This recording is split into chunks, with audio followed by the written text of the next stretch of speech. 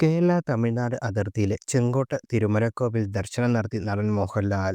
മുരുകന് കാണിക്കയായി ചെമ്പിൽ പൊതിഞ്ഞ വേൽ മോഹൻലാൽ സമർപ്പിച്ചു. വ്യാഴാഴ്ച രാവിലെ 6:30യോടെയാണ് മോഹൻലാലും സുഹൃത്തുക്കളും പൊൻവഴി തിരുമല കുമാരസ്വാമി ക്ഷേത്രത്തിൽ ദർശനം നടത്തിയത്. ഇതിന്റെ ചിത്രങ്ങൾ സോഷ്യൽ മീഡിയയിൽ വൈറലായിരുന്നു. നിത്യേന കേരളത്തിൽ നിന്ന് നൂറുകണക്കിന് പേർ സന്ദർശിക്കുന്ന ക്ഷേത്രമാണ് തിരുമലക്കോവിൽ. ഇനിയും ക്ഷേത്രങ്ങളിലെത്തുമെന്ന് അറിയിച്ചാണ് അദ്ദേഹം മടങ്ങിയത്. ദക്ഷിണ പഴനി എന്ന പേരിൽ അറിയപ്പെടുന്ന മുരുകക്ഷേത്രമായ തിരുമലക്കോവിൽ വിശ്വാസികൾക്കും വിനോദസഞ്ചാരിക്കും ഒരുപോലെ പ്രിയപ്പെട്ടതാണ്. ചെങ്കോട്ട പൊൻവഴിയിൽ പശ്ചിമഘട്ടത്തോട് ചേർന്ന കുന്നിൻ മുകളിലാണ് മുഴുവൻ കരിങ്കല്ല് കൊണ്ട് നിർമ്മിച്ച ക്ഷേത്രമുള്ളത്. മുരുകൻ കുമാരസ്വാമി എന്ന പേരിലാണ് ഇവിടെ അറിയപ്പെടുന്നത്. അതേസമയം മോഹൻലാലിന്റെ ഒടുവിൽ റിലീസ് ചെയ്ത സിനിമ തരുൺമൂർത്തിയുടെ സംവിധാനത്തിൽ തുടരുമാണ്. സിനിമയിൽ ഷൺമുഖൻ എന്ന കഥാപാത്രമായിട്ടാണ് മോഹൻലാൽ എത്തുന്നത്. സിനിമയിൽ തിരുമുരുക മുരുകൻ എന്ന പ്രൊമോ സോങ് ഹിറ്റായിരുന്നു.